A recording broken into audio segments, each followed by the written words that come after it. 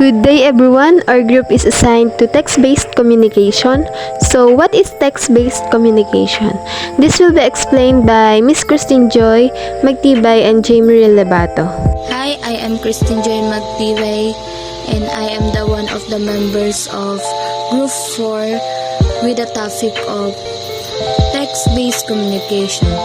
Text-based communication means using a handheld wireless telecommunications device to manually communicate with any person or business by communication referred to as a text message, instant message, or electronic mail. This style of communication does not necessarily take place in a real time. Sabi nga dito, ang sinasabi lang naman dito sa bullet na ito is sa pamamagitan daw ng ating kamay o daliri sa pagtatype ng mga gusto nating sabihin sa ibang tao dahil dito nakakabuo tayo ng mensahe o tinatawag nating text message na kung saan papasok naman ito sa text-based communication. Sabi nga dito, this style of communication does not necessarily take place in a real time. Ibig sabihin nga dito, ang ganitong klaseng komunikasyong ito ay hindi kinakailangang maganap sa totoong oras o sa tamang oras. Another meaning about text-based communication. It is a type of communication that you don't have to use a voice to communicate. Mostly, it is used via texting or sending messages using SMS or text messaging. It is mostly used by the people who are away from their loved ones. Sa word na text, di ba kapag naririnig natin yan na, oy may nag-text sa'yo, automatic na titingnan mo agad yung cellphone mo, then titingnan mo dun sa messages or dun sa SMS or sa messenger kung sino nag-chat or text sa'yo, di ba? At sa madaling salita, ang text-based communication ay hindi ginagamitan ng voice para makipag-communicate or makipag-usap ka sa ibang tao or sa malalayong tao na hindi mo kayang puntahan agad.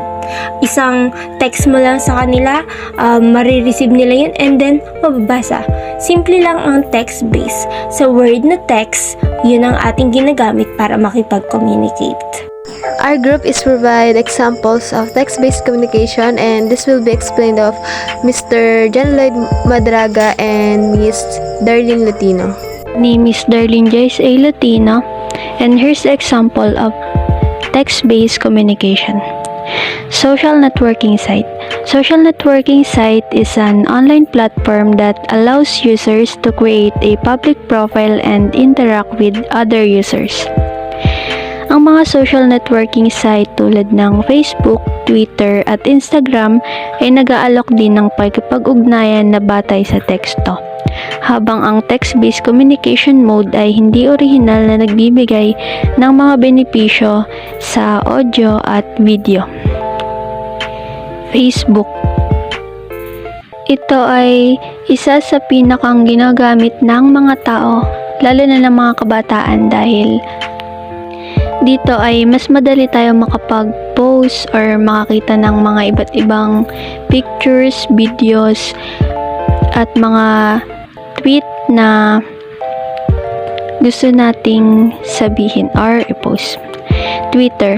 Ito naman ay kadalasan ang mga gumagamit nito ay ang mga taong sikat or ang mga artista dahil ito para sa kanila ay mas madali silang makapag-tweet gamit ang Twitter. Instagram. Dito ay maaari tayong makapag-scroll upang makita ng mga iba't ibang pictures at videos ng mga iba't ibang tao. Pwede rin tayong makapag-communicate dito dahil ito ay maaari natin gamitin sa pakipag-chat or pakipag-call or video call using Instagram. Email. Email is a communication method that uses electronic devices to deliver messages across computer networks. So, ang email ay isa ring halimbawa ng text-based communication dahil nakapag-communicate rin tayo gamit ito, lalo na sa mga estudyante. Madalas nila itong gamitin sa mga school purposes. My name is John Lloyd Mandraga. Facsimile. An exact copy, especially of written or printed material like books, manuscripts, etc. Ang facsimile o mas kilala sa tawag na fax ay isang sistema o aparato na ginagamit para sa pagpapadala ng mga dokumento, teksto o mga larawan mula sa isang lokasyon patungo sa ibang lokasyon.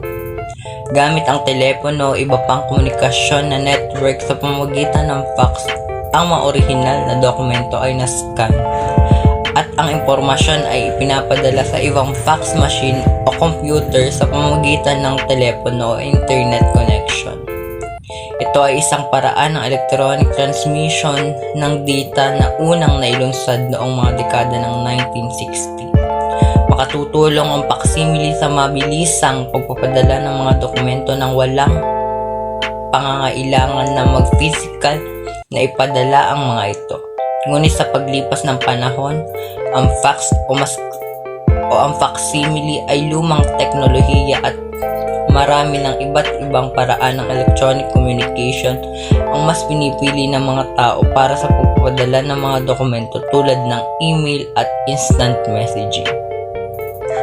Text messaging. Ang text messaging o texting ay isang paraan ng pakikipag-communicate kung saan ang mga mensahe o teksto ay pinapadala gamit ng isang mobile phone o ibang pang device na may kakayahan na magpadala at magtanggap ng mga teksto. Karaniwang ginagamit ang texting para sa mga maikli at simpleng mensahe katulad ng pagpapahayag ng pang-araw-araw na kaganapan, pagpaplano ng mga pagkikita o pakikipag-usap sa mga kaibigan at pamilya. Sa text messaging, ang mga mensahe ay karaniwang limitado sa isang tiyak na bilang ng mga karakter. Depende sa uri ng device o serbisyo ng mobile network. Ito ay isang mabilis at maaaring maging cost-effective na paraan ng komunikasyon. Ang texting ay naging napakahalaga sa pang-araw-araw na buhay ng mga tao. Isa sa mga pinaka-popular na paraan na digital communication. Instant messaging. Send someone an instant message. Ang instant messaging o mas kilala natin sa IM ay isang paraan ng mga digital na komunikasyon kung saan ang mga tao ay maaaring magpadala ng mga mensahe sa isa't isa nang halos agad-agad gamit ang internet. Ito ay mas advanced kaysa sa traditional na text messaging dahil ito ay nagbibigay daan sa real-time na pag-uusap kung saan makakakuha ka ng mga sagot sa mga mensahe mo ng mabilis, parang nakikipag-usap ka sa tunay na oras. Text-based communication have an advantage, and this will be explained by Miss Magundakan Juhala and Miss Myra Conchada. My name is Johaila Magundakan, and I would like to discuss our topic, text-based communication. Here's the advantage of text-based communication. Messages are to the point, no room for small talk. Messages that are to the point are effective because they are focused, efficient, and clear, and they reduce the opportunity for misunderstanding and confusion. Second, messages are on record, no room for misinterpretation. Having message be record means that there is an accurate and accessible record of communication, which can help ensure that everyone involved has the same understanding of information that was shared. I am Myra Mandani Conchada, and I'll be discussing the other two advantages of text-based communication. You can be precise, allows for time to think carefully about what we want to say, and you can be organized. Text messages are more limiting, but with you can organize your message in a way that visually makes sense. Sa pamamagitan ng text-based communication, mas mapag-iisipan natin kung ano yung gusto nating sabihin. Mas maayos din at magiging maingat tayo sa mas masusing pagpili ng mga salitang gagamitin na siguradong mahalaga lamang yung ating masasabi. And also, text-based communication have a disadvantages, and this will be explained by Miss Karen Desmonte and Mrs. Carlin Lombera. Text carries no tone. Tone of voice and body language is lost. Alam natin at kapag narinig natin yung word na text na kung saan ito ay ginagamitan ng letra at number at hindi ito ginagamitan ng tono at salita, na kung saan ang tono ay isa sa pinakamahalaga sa ating pakikipagkomunikasyon sa ibang tao at dahil dito nalalaman ang ating nararamdaman. Next, text can be misinterpreted. One spelling error or skip over could ruin the effect your message is intended to have. Isa sa disadvantages sa paggamit ng text ay ang pagkakaroon ng misinterpreted na kung saan kapag nagkulang ng isang letra ang isang salita ay maaaring hindi ito maintindihan at masira at makaapekto ito sa kung ano ba talaga ang gusto nating ipahatid sa isang tao. Text-based disadvantage. It's impersonal compared to face-to-face or phone conversation. Texting is impersonal. The incorporation of MMS technology to enable more visual media to be used with text message has provided more scope for expression, but it's never going to replace face-to-face or phone conversations or personal contact. Kumpara daw sa harapan o pag-uusap sa telepono, impersonal daw ang tawag sa pag-text. Ang pagsasama ng teknolohiya ng MMS or multimedia message ay upang pagganahin ang mas maraming visual na magamit sa text message.